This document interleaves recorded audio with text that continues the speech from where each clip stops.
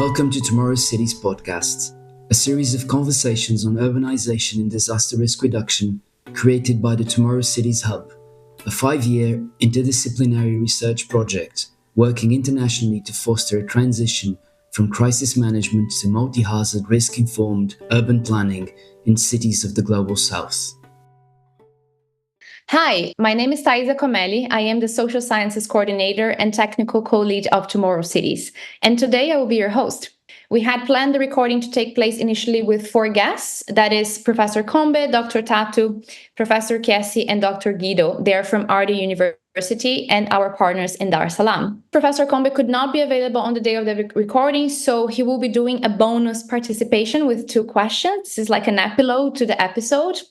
So Combe, in this episode, we discussed things like the governance structure and dynamics in Dar es Salaam, the choice of Mianzini and its urban, social, and hazard challenges, the groups who participated with us, envisioning and planning for better futures for Mianzini, and the process of risk communication and learning so we can change the way in which we make decisions in cities. And we also discussed some of your impact strategies with the government, the impact strategies that you were crafting at the moment. Now, I would like to ask you 2 bonus questions that are somehow related to these topics, but I would like us to take a step back and reflect on these issues in a wider context or from a wider point of view. So from the context of Dar es Salaam as a metropolis, from the context of Tanzania, and even East Africa. The first question is about policies and planning instruments. So I would like to ask you if there are specific policies, planning instruments, or reforms that you believe are crucial for effectively managing the challenges of urban informality in Dar es Salaam and East Africa, Tanzania. So how do you think these instruments could be brought about, and how does this relate to the work of Tomorrow Cities? Thank you so much, colleagues, for having me. My name is Zubadi Combe, and I was a team leader for the project for the Tomorrow Cities project in Dar es Salaam. You're asking a very critical question, and that's very important for us. First of all, I want to say that informality in Tanzania, like in many other African countries, is a result of ineffective urban planning and weak governance practices. This is particularly refers to the limited engagement and active role played by grassroots institutions who are transforming built-up environment in our cities.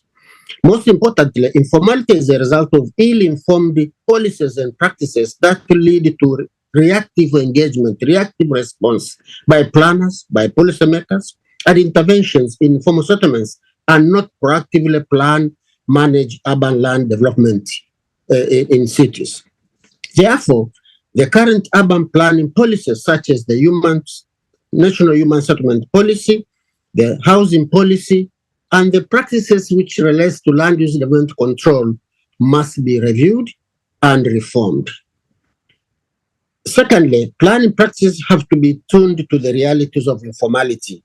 What we are saying here, or what I'm saying here, is that proactive planning for informality by identifying and guiding land development activities in the informal settlements and giving priority to identify no-go areas. That is, areas that are susceptible to flooding, landslide, and environmental disasters, and which can be a disaster which can cause a lot of costs, especially if not taken care of. This is an area where Tomorrow Cities project and tool and approach can play a very important role by identifying those disaster risk areas and marking them clearly to be a priority areas where local communities can protect and can conserve so as to avoid development of housing in these areas. Thank you, Combe. And this is really interesting. I guess it's interesting to see how your response touches on both how we need to act in the present, but also think about the future. So, in the present, reviewing and reforming housing, land use, and land management practices, but also think about the future. So what are the novel areas or the areas that are expected to be informal or that are environmentally sensitive and prone to hazards, that sometimes there is an overlap between those areas and areas that end up being the place where informal settlements get consolidated. So having this visionary approach combined to a very proactive approach in the present really helps. So that's very useful. So the second question that I want to ask you, and this is the final one for us to finally wrap up the episode, is about the key actors for urban planning that aims to be risk informed and, of course, participatory and inclusive. So from your vast experience in the field, and I know you're so experienced, you have engaged with so many projects, you have so many connections in the city and more broadly. So from your perspective, who are the 2 or 3 main actors? And these could be, in institutions, community, civil society. So what are the main actors that should lead activities related to disaster risk reduction in Dar es Salaam? So who should have the mandate? Who should be collaborating? And how can we incentivize better collaboration between these main actors? I think this is a very relevant observation, and talking about actors who are responsible, who can play an important role in disaster risk management is a very important step. And therefore, when I look at what we've done in many projects, including those urban development projects, preparing policy documents for government, and the recent project which I've been working with Tomorrow Cities, this gives me impression 3 key actors will be the municipal authorities of the city of Dar es Salaam, the 5 municipal authorities, who are very critical players in terms of planning, in terms of managing their development areas. Second, the local communities, including mtaa and ward leaders, who are critical actors at the grassroots. This is where change is taking place at mtaa and ward level. Therefore, these are aware what is happening on everyday basis, whereas municipalities are linked to the mtaa.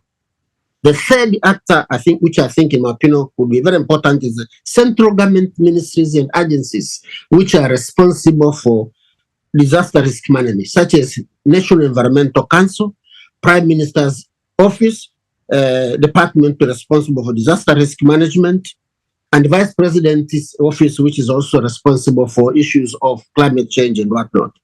This can take a lead process. I see these 3 actors as being the key lead actors, and other subsidiary actors like NGOs, CBO, communities and individuals, research institutions which are playing a lot of important role in training, becoming supporters of these major actors. And I emphasize the need for both the central and local government and community level. The link that is very critical, because central government play a very important role in policy reform, in changing the practices and enforcing directly from top. At the same time, the communities are very important actors because they link to the directly with those who are affected by disaster risks, and they are responsible for providing the first-hand support for these people because they're in their local areas, could be relative, friends, neighbors, etc.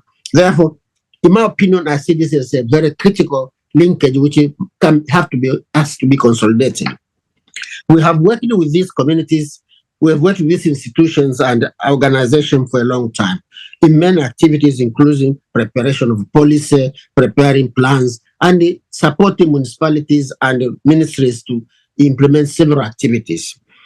Through TC approach, the Tomorrow Cities approach, we see this as a very important entry point to build and consolidate the relationship with the communities, at the same time with the ministry and the Prime Minister's Office, which is responsible for disaster risk management. The networks we have and the engagement we have made in different other areas can be consolidated, and we can move forward. We can move forward in terms of setting out a specific targets which we are able to achieve jointly, and by establishing a cross-sector committee or cross-sector task force which will involve ourselves and key players from these 3 units will be very important. That can draw an agenda for how do we move to support the municipalities, to work with the municipalities and the government to reduce disaster risks in the city of Dar es Salaam. Thank you so much, Kombe. It is great to see this important role that universities are playing in Dar es Salaam, particularly RD, in the engagement of these different levels of government. And I think it's great that you also emphasize the role of the Munta, which is the lowest level of government that we have in Dar es Salaam, as far as I understood. And this is an intrinsic part of the Tomorrow Cities methodologies to bring these actors into the process and incentivize their collaboration. So thank you for giving us so much detail on how to move forward. I appreciate a lot your participation and the time that you have taken to be here today. I know you're very busy. So thank you so much. And I hope you enjoyed today's episode. I see you in the next one. Thank you, Asa. Thank you for having me also. Thank you. Bye. Bye.